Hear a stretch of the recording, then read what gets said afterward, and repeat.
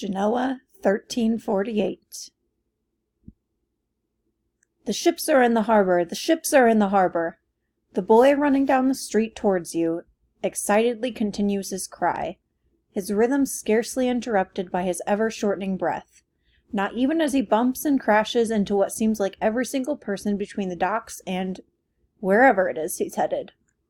You wonder if a face full of dirt will dampen his spirits. You contemplate sticking out your foot at just the right time, imagining his arms cartwheeling through the air as his feet suddenly wonder where on earth the earth went. But a face full of dirt probably wouldn't ruin his day, not now. Plus, that would be an awfully mean thing to do. Even after the day you've had.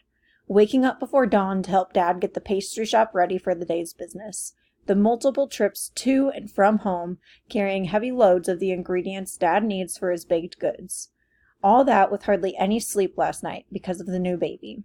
And the truth is, this news about the ships has completely turned your day around as well, even if it's coming from the world's most annoying messenger. The sun now a fading memory, unseen behind the roofs of the shops and apartments of Genoa's business district, you decide it's time to head home rather than running down to the docks to get a good look at the ships. Besides, you've seen ships before, and these ships won't even be docking until the morning. Ships anchor further out in the harbor when they arrive at this time of day before docking and unloading their cargo the following day. Ah, the ships. Not an uncommon sight in your city of Genoa. A busy port city of northern Italy, just a stone's throw from France. In fact, Genoa runs on ships. Everyone in the city depends on them, and the wealth they bring to the city, including your father. So, while there are always ships coming and going from Genoa's harbor, every few weeks or so, it is an important and exciting event.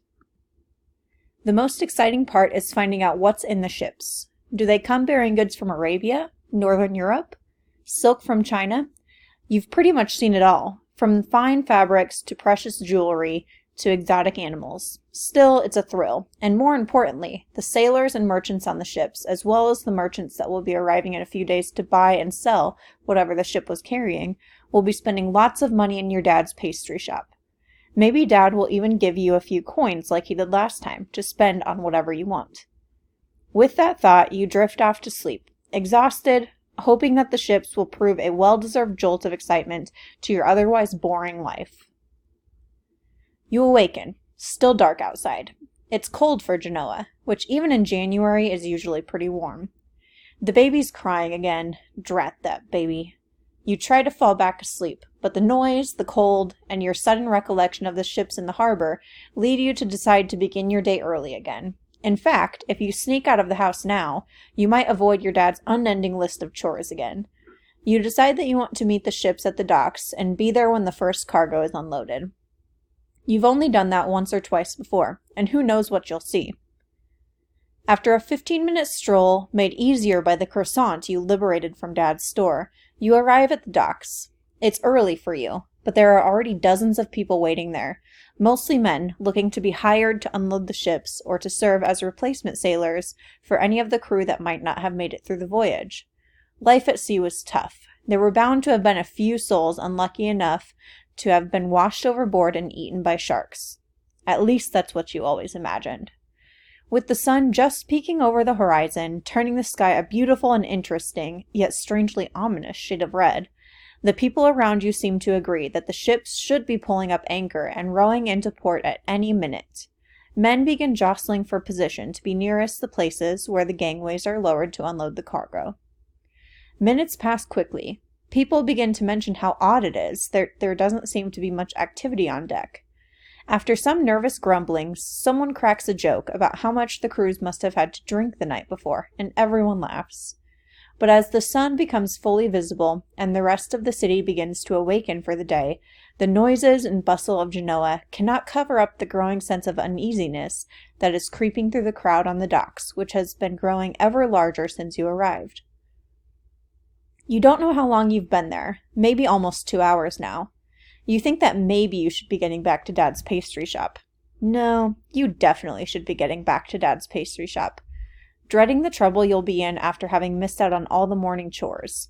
But your curiosity about the ships, what they're carrying, and why they haven't landed is stronger than your sense of familial duty, so you stay. There's definitely something wrong now. A few men have suggested that a boat be taken out to the ships to inquire as to the delay, but there aren't any volunteers. Nobody has a good feeling about this, and everyone is pretty spooked. Some people start to leave, but overall the crowd is growing, as word of the strange lack of activity aboard the ships has spread quickly.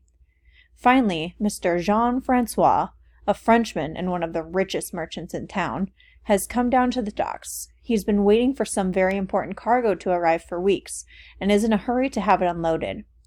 He thinks that the merchants on the ship might be playing some sort of game, bluffing that they may not port and sail elsewhere in order to negotiate a better price for their goods.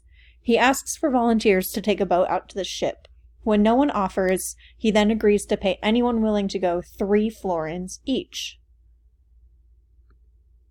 3 florins buys pastries for an entire family at your dad's shop. So you think, why not? And raise your hand. Nobody seems to realize you're pretty young, or maybe they just don't care. A few other men, and one woman too, also agree to go, and suddenly, before you realize what's going on, you're in a boat, oar in hand, rowing the half a mile that sits between the Genoan docks and the mystery ships.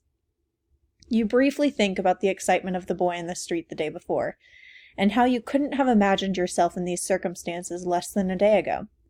Within minutes, you and your crew have pulled alongside the largest of the ships, and one of the men on the boat calls out to those on board.